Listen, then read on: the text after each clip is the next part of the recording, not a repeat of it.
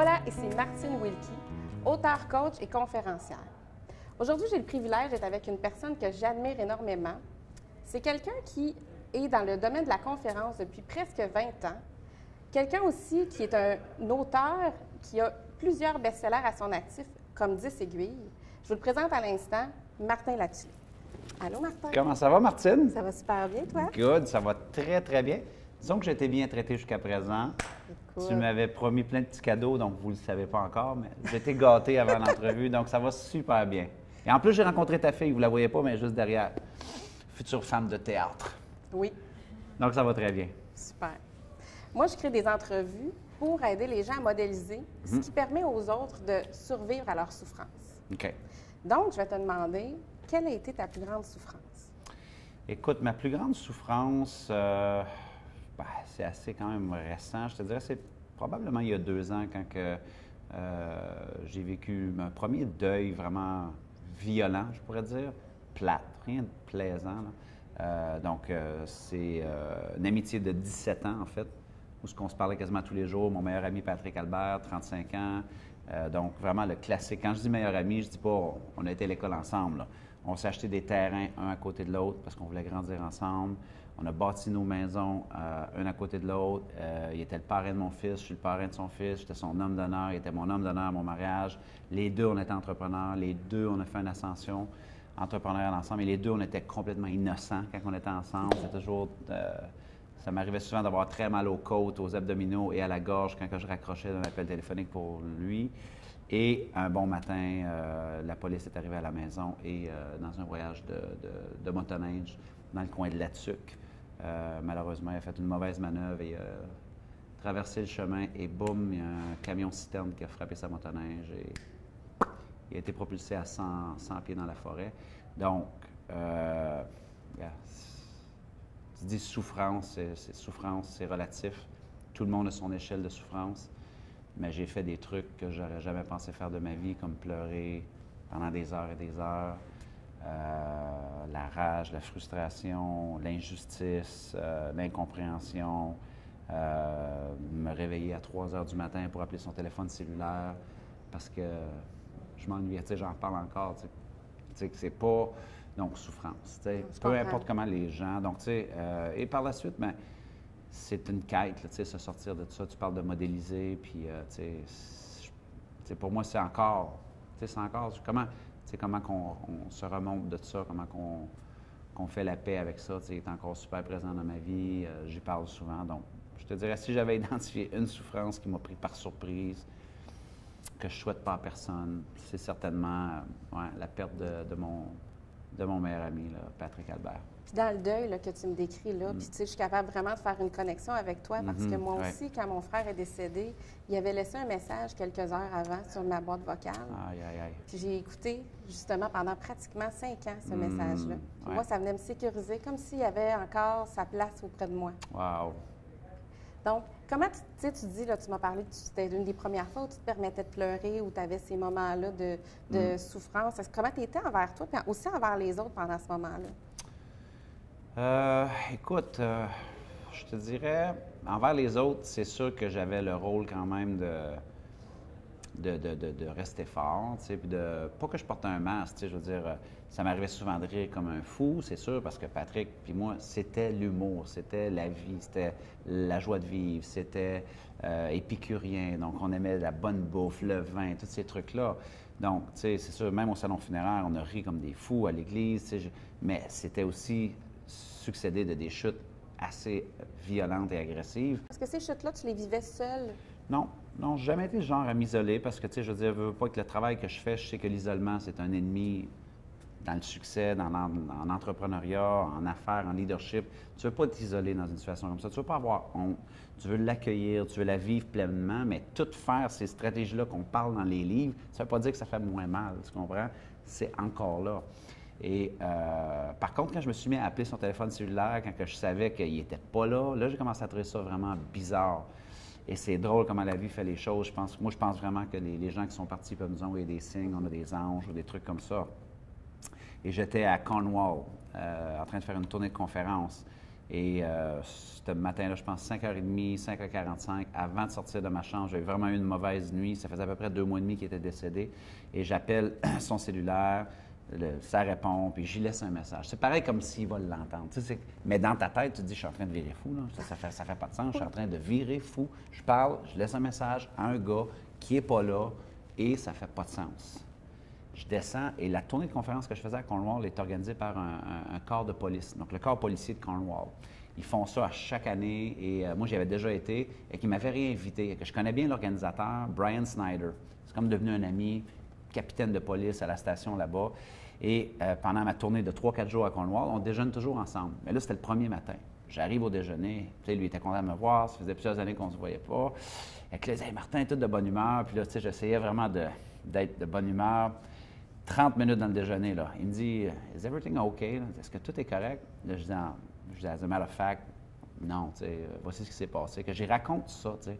Et pendant que j'y raconte ça, puis là, j'y raconte que j'ai honte, parce que là, j'ai une conférence, moi, là, dans 1h30 à faire, là, devant 700 élèves d'une école secondaire.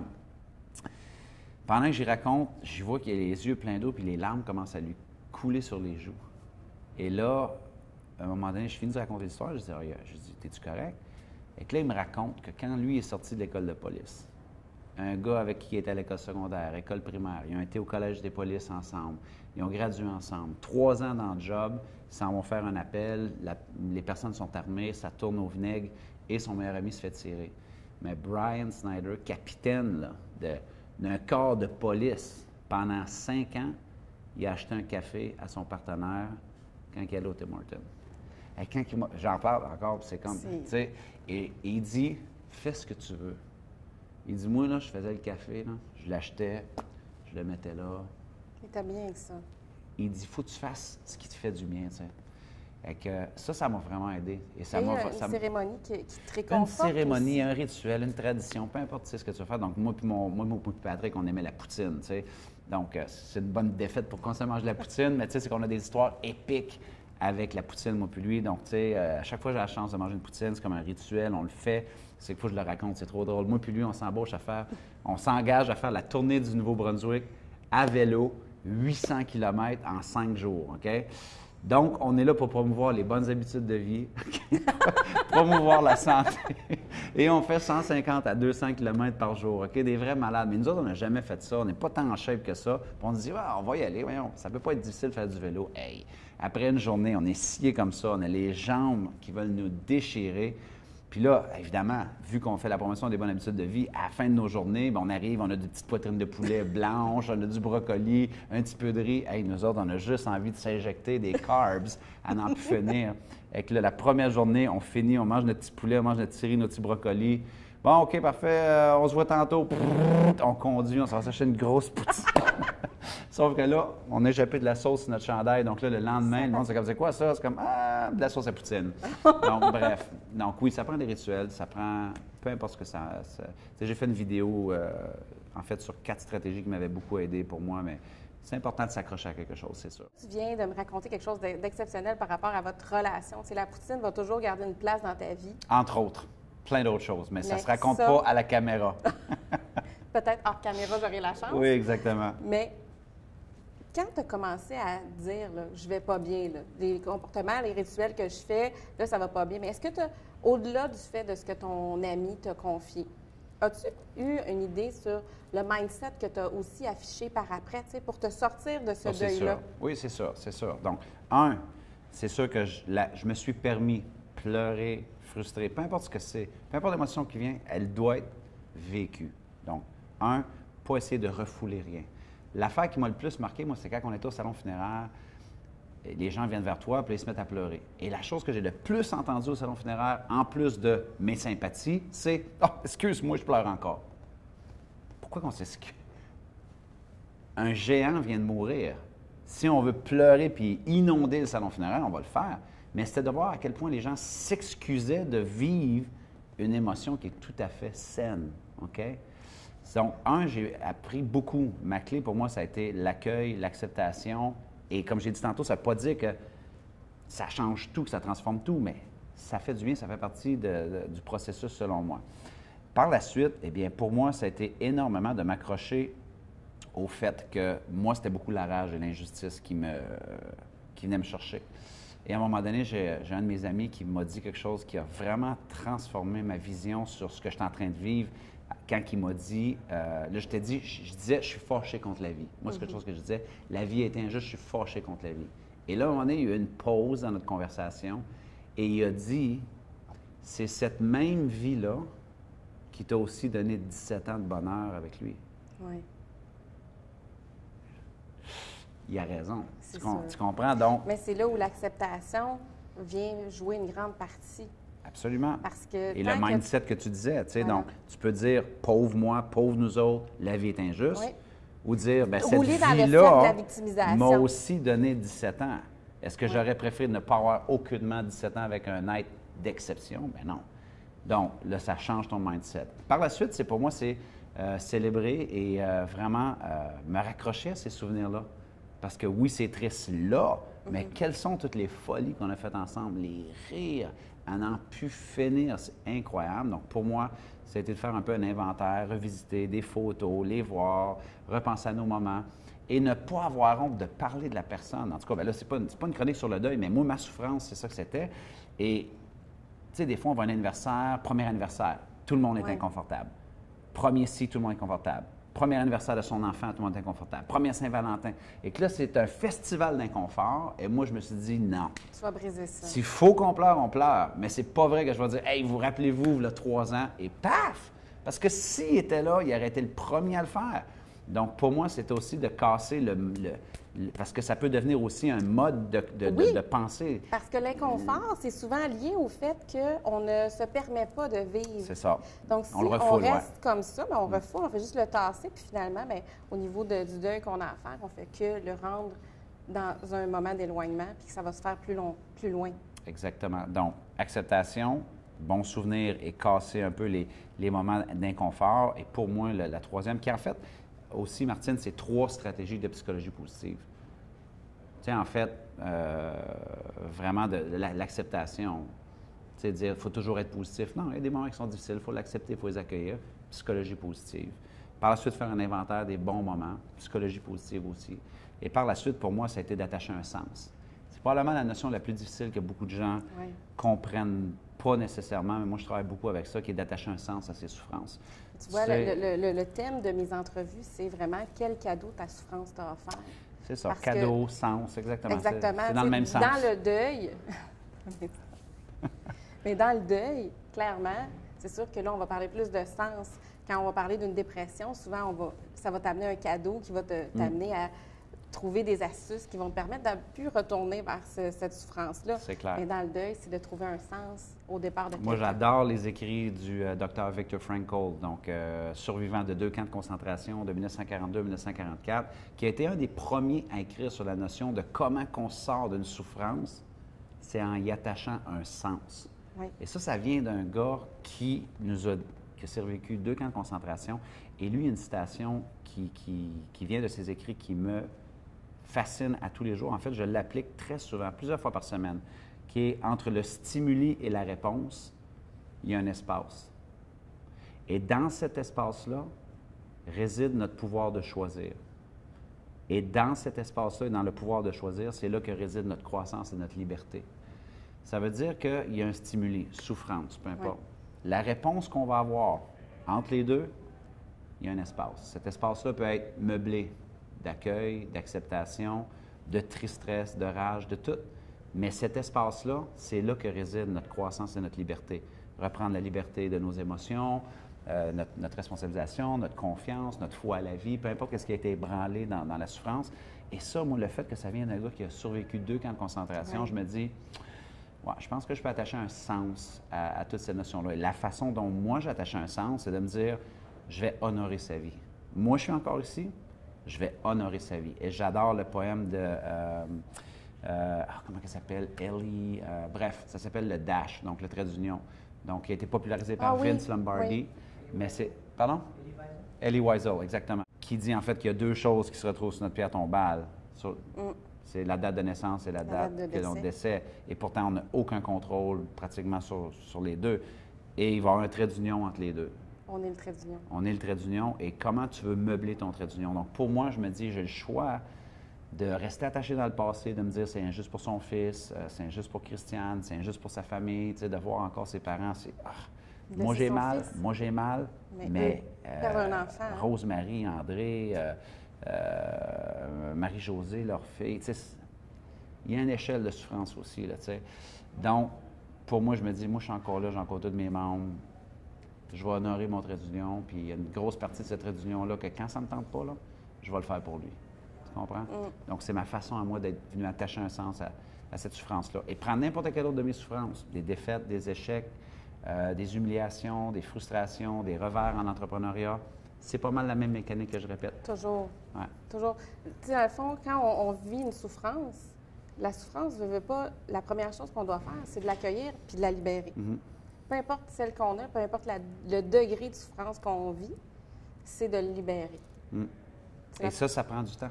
Tu sais, parce Ça que se la fait pas, souffrance, il y On a veut pas... que ça soit le lendemain, hein, qu'on Si je arrête. me coupe présentement ici, là, Ça va prendre des jours.